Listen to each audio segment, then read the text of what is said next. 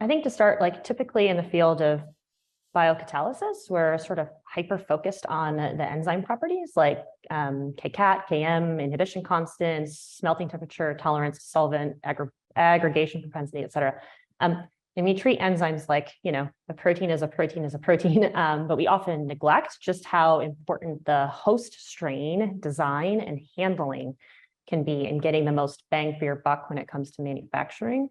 And so at Ginkgo, part of this, the approach here relies on how we've chosen to standardize and curate the expression parts that we're using. So in essence, we apply more of an engineering mindset to the actual biological parts, design parts that go into the host strain design.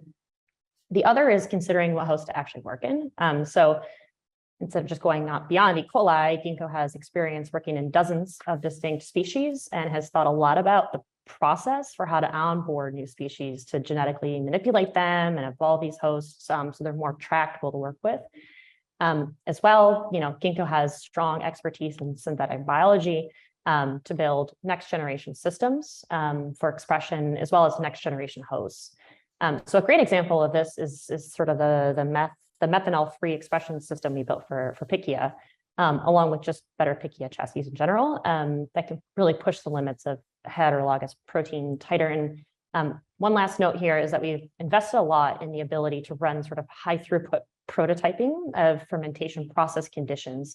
And it's pretty routine for us to see pretty big gains in either protein titer or in the case of small molecule producing engineered enzymes, we can get big gains in terms of the molecule titer from just doing fermentation process optimization alone.